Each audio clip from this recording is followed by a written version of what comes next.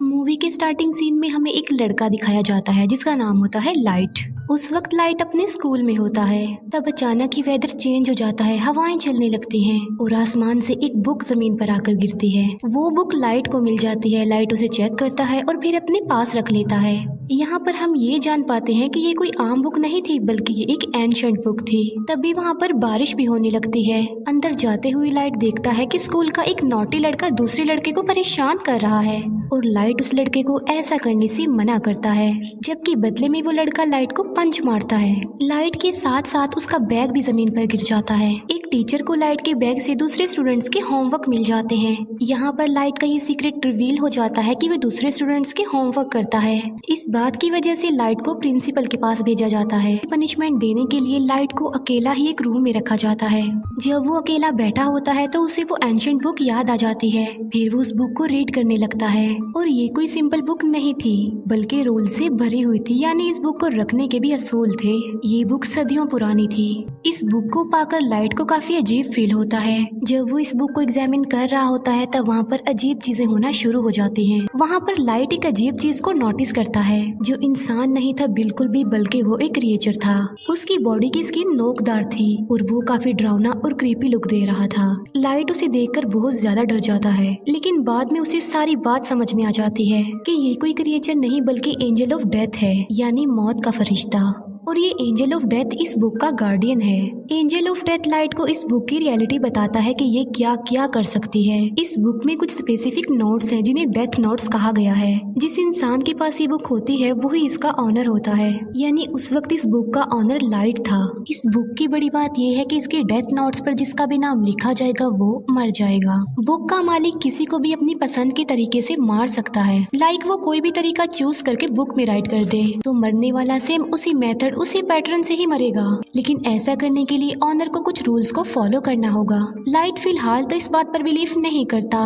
Book के साथ जो एंजल ऑफ डेथ होता है वो सिर्फ उसी इंसान को नजर आता है जो बुक का ऑनर होता है उस वक्त। अब एंजल ऑफ डेथ लाइट को बताता है कि 7 दिन में उसने इस बुक में एक नाम तो जरूर लिखना है, और अगर उसने ऐसा ना किया और किसी का भी नाम इस बुक में ना लिखा तो ये बुक किसी और के पास चली जाएगी। किसी का भी नाम बुक में लिखने की शर्त ये है कि ऑनर को उस पर्सन का ओरिजिनल नेम और फेस जरूर याद होने चाहिए, और मौत का कोई एक तरीका लिखा जाएगा जो एक्चुअल में होता है। एंजल ऑफ डेथ लाइट को कहता है कि तुम्हें जरूर इस बुक को आजमाना चाहिए। तभी लाइट विंडो से उस नॉटी लड़के को देखता है जो उस वक्त भी किसी को परेशान कर रहा होता है और उसने लाइट को भी मारा था। एंजल ऑफ डेथ की बात मानकर लाइट उस बुक में उसी लड़के का नाम राइट कर देता है और उस लड़के की मौत का वो ये तरीका लिखता है कि उसका सर क्रश होगा। फिर हम बाहर का नजारा देखते हैं जो कि अचानक से बदल जाता है। 2 गाड़ियां आपस में टकरा जाती हैं और एक गाड़ी में लोहे की लेडर्स पड़ी हुई थी, जिससे सच में उस लड़के का सर क्रश हो जाता है। लाइट समेत सब लोग ये देखकर काफी हैरान रह जाते हैं। ये सब कुछ देखकर अब लाइट को भी यकीन आ गया था कि जो कुछ भी उसे एंजल ऑफ डेथ ने बताया है वो सच है। इसी वजह से लाइट काफी डर जाता है। एंजल ऑफ डेथ लाइट को बताता है कि तुम इस बुक की मदद से बहुत कुछ कर सकते हो, लेकिन अगर तुम इस बुक को लेना नहीं चाहते तो मैं इसका मालिक किसी और को बना दूंगा। इसके बाद लाइट अपने घर वापस आ जाता है। घर में हम लाइट के फादर को देखते हैं जो कि एक डिटेक्टिव थे। फिर हमें दिखाया जाता है कि कुछ साल पहले एक क्रिमिनल ने लाइट की मदर का मर्डर कर दिया था, लेकिन वो क्रिमिनल सबूत ना होने की वजह से खुला घूम रहा था। इस बात की वजह से दोनों बाप बेटे के रिलेशन भी कुछ खास नहीं थे। लाइट अपने फादर से नाराज होता है कि आप मेरी मदर की मौत का बदला नहीं ले रहे हैं। इस बात को लेकर लाइट हमेशा अपसेट ही रहता था। फिर लाइट को एक आइडिया आता है कि मैं उस क्रिमिनल का नाम भी उस डेथ नोट में लिख देता हूँ, और वो ऐसा ही करता है। उस क्रिमिनल का नाम वो डेथ नोट में लिख देता है। फिर हमें वही क्रिमिनल दिखाया जाता है जो कि अपने साथियों के साथ पार्टी कर रहा था, और सडन देखते ही देखते सबकी आंखों के सामने उसकी मौत हो जाती है। जब बाप बेटे को उस क्रिमिनल की डेथ की खबर मिलती है तो वो काफी खुश हो जाते हैं। यहाँ पर लाइट ने अपनी मदर की डेथ का बदला भी ले लिया और लाइट और उसके फादर का रिलेशन भी अच्छा हो गया। फिर लाइट सोचता है कि आखिर इस बुक की पावर को अच्छे कामों के लिए कैसे इस्तेमाल किया जाए। लाइट स्कूल में बैठा हुआ ये बात सोच रहा था। तभी लाइट के पास एक लड़की आ जाती है जिसका नाम होता है मिया। मिया लाइट की बेस्ट फ्रेंड होती है। इसी वजह से लाइट उसे अपना ये सीक्रेट बता देता है कि मुझे एक मिस्टीरियस बुक मिली है जिस पर अगर किसी का नाम लिख दें तो वो मर जाता है। लेकिन मिया इस बात का बिलीव नहीं करती। इस बात को प्रूव करने के लिए लाइट मिया को लाइव न्यूज दिखाता है जहाँ एक किलर दिखाया जाता है। लाइट उस किलर के बारे में डेथ नोट में लिख देता है कि एक गाड़ी उसे हिट कर देगी जिसकी वजह से वो मर जाएगा। अब क्योंकि लाइट को उस क्रिमिनल का नाम और चेहरा मालूम थे तो बिल्कुल ऐसा ही होता है। ये देखकर मिया काफी शॉक्ड रह जाती है। वो प्लान बनाते हैं कि अब हम एक बड़ी ताकत के मालिक हैं और हम इस बुक की मदद से बुरे लोगों को इस दुनिया से मिटा देंगे। बुरे लोग यानी क्रिमिनल्स, किलर्स और इसी तरह के खतरनाक लोग। अब ऐसा करने के लिए उन्हें नाम और चेहरे इजीली इंटरनेट से मिल सकते थे, इसीलिए वो बुरे लोगों के नामों की एक लिस्ट बना लेते हैं और बुरे लोग आहिस्ता आहिस्ता मरने भी लगते हैं। यहाँ पर हम ये भी जान पाते हैं कि बुक का ऑनर मरने वाले पर अपना कंट्रोल भी कर सकता है। लाइट ने अपने लिए एक नाम चुना था और वो था कीरा, यानी जब भी कोई मरता था तो वहाँ पर लाइट कीरा लिख देता था ताकि बुरे लोगों में इस नाम की दहशत फैल जाए और वो गलत काम छोड़ दें कि अब सब क्रिमिनल्स और बुरे लोगों को मारने वाला कीरा आ गया है। और देखते ही देखते पूरी दुनिया में ये खबर वायरल हो जाती है कि कीरा नाम का कोई सीरियल किलर आ गया है जो सबको मारता जा रहा है। और कुछ लोग तो कीरा को सपोर्ट भी कर रहे थे कि ऐसे कम से कम दुनिया से बुरे लोग तो खत्म होंगे। अब क्योंकि था तो वो किलर ही, तो पुलिस उसे ढूंढना चाहती थी। अब क्योंकि कोई भी सबूत लाइट के खिलाफ नहीं था तो उस तक पहुंचना इम्पॉसिबल था। फिर एक इंटेलिजेंट डिटेक्टिव को इस केस के लिए हायर किया जाता है। इस डिटेक्टिव का नाम होता है एल, जो कि काफी स्मार्ट था, जो कि अपने फेस को हमेशा कवर रखता था और उसका ओरिजिनल नेम भी कोई भी नहीं जानता था। लाइट और मिया अपनी लाइफ में काफी खुश थे और 400 से ज्यादा लोगों को मार चुके थे। एल एक कॉन्फ्रेंस में अनाउंस करता है कि कीरा सबके सामने आ जाओ। एल क्योंकि काफी स्मार्ट था तो वो इस केस को स्टार्ट से ही देखता है। अब क्योंकि लाइट के फादर भी एक डिटेक्टिव थे तो एल उन्हें भी अपने साथ ही मिला लेता है ताकि वो जल्द से जल्द कीरा तक पहुंच जाएं। लाइट और मिया काफी वरिड हो जाते हैं क्योंकि उन्होंने कभी ये नहीं सोचा था कि उन्हें पकड़ने की साजिश भी की जाएगी, क्योंकि अभी तक तो वो मजे में थे। लेकिन एल की एंट्री ने उनकी टेंशन को बढ़ा दिया। लाइट अपने फादर से पूछता है कि अगर कीरा को पकड़ लिया तो उसके साथ क्या किया जाएगा।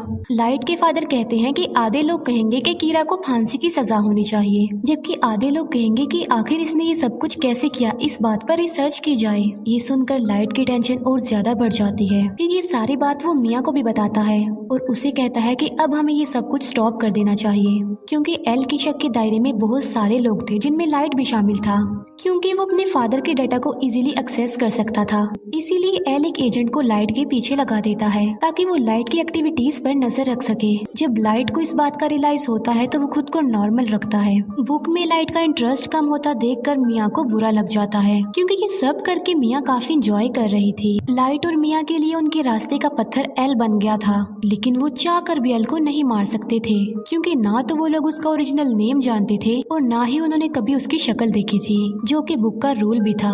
लाइट और मिया इस बात पर डिस्कस कर रहे होते हैं कि इस बुक में उन सारे एजेंट्स के नाम राइट करने चाहिए जो कीरा को ढूंढ रहे हैं, ताकि बाकी डिटेक्टिव्स कीरा से डर जाएं और मजबूरन उन्हें इस केस को बंद करना पड़े। ये सब कुछ मिया करना चाहती थी, लेकिन लाइट ऐसा कुछ भी नहीं करना चाहता था, क्योंकि वो इनोसेंट लोगों की जान लेना नहीं चाहता था। इसीलिए मिया को भी लाइट की ये बात माननी पड़ती है और उस पर एग्री करती है। दूसरी तरफ एल को ये भी पता चल जाता है कि कीरा ने सिर्फ उन लोगों को अपना विक्टिम बनाया है जिन लोगों को टीवी पर दिखाया गया है, और कीरा उन लोगों को नहीं मार सकता जिसका फेस और नाम वो नहीं जानता। अब उस पर शक ना आए इसीलिए लाइट डिसाइड करता है कि वो कुछ दिन लोगों को नहीं मारेगा। लेकिन सडन एक इंसिडेंट हो जाता है।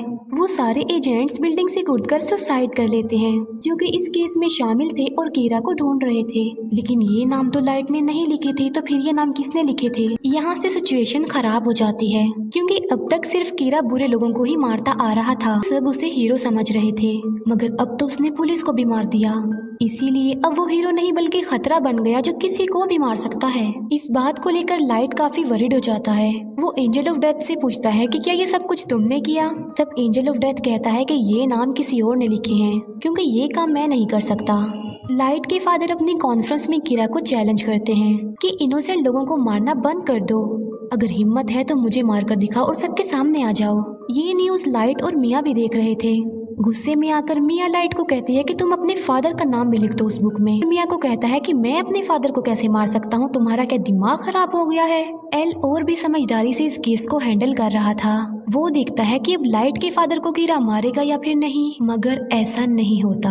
अब क्योंकि लाइट के फादर नहीं मरते, जिससे एल का जो शक लाइट पर था अब वो यकीन में बदल जाता है, क्योंकि आखिर वो भी तो एक डिटेक्टिव ही हैं जो इस केस को हैंडल कर रहे हैं, मगर कीरा ने उन्हें नहीं मारा। यानी कीरा कोई और नहीं बल्कि लाइट ही है। इसीलिए रात को एल लाइट से मिलता है और उसे उगलवाने की कोशिश करता है कि तुम ही कीरा हो। एल लाइट से काफी क्वेश्चंस भी करता है और उसे अपना फेस भी दिखा देता है और कहता है कि ये सब कुछ करना अब बंद कर दो। लाइट उसकी बातों को इग्नोर करके वहाँ से चला जाता है। अब खतरा उसके सर पर ही था।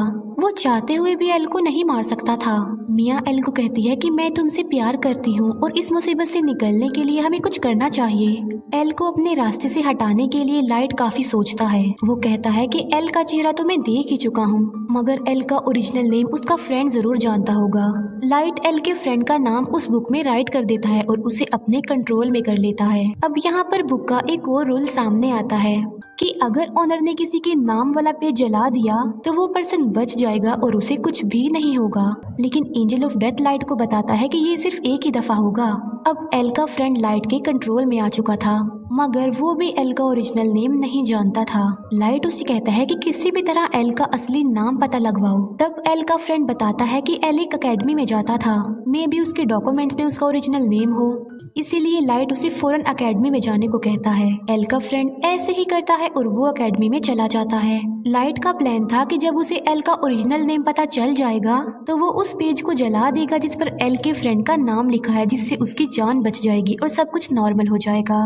लेकिन एल को डाउट हो जाता है कि उसका फ्रेंड मिसिंग है। उसे सारी बात भी समझ आ जाती है कि लाइट ने उसे भी अपने कंट्रोल में ले लिया होगा मेरा असली नाम जानने के लिए। इस बात से एल काफी वरिड हो जाता है, इसीलिए एल बगैर इन्फॉर्म किए लाइट के घर पर आ जाता है। वो लाइट के फादर को कहता है कि आपका बेटा ही असल कीरा है और इसी ने ही मेरे फ्रेंड को गायब भी किया है। लेकिन लाइट पर किसी को भी शक नहीं था क्योंकि उसके खिलाफ कोई सबूत जो नहीं था। एल उनके घर की तलाशी लेता है, मगर उसे वहाँ पर कुछ भी नहीं मिलता, ना ही वो एंशिएंट बुक मिलती है क्योंकि मिया उसे अपने साथ ले गई थी।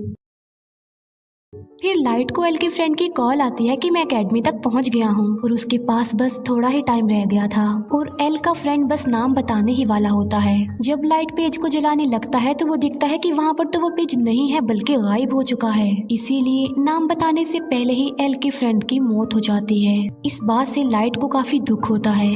फिर एक डांस पार्टी में मिया ये राज रिवील करती है कि एल के फ्रेंड के नाम का पेज मैंने ही फाड़ा था और तो और पुलिस ऑफिसर्स के नाम भी उस बुक में मैंने ही लिखे थे। वो बताती है कि अब तो मैंने तुम्हारा नाम भी लिख दिया है उस बुक में। और लाइट की मौत का तरीका ये है कि आधी रात को उसकी हार्ट बीट बंद हो जाएगी और वो मर जाएगा। वो कहती है कि अगर तुम मुझे ये बुक दे दोगे तो मैं तुम्हारा नाम जला दूंगी।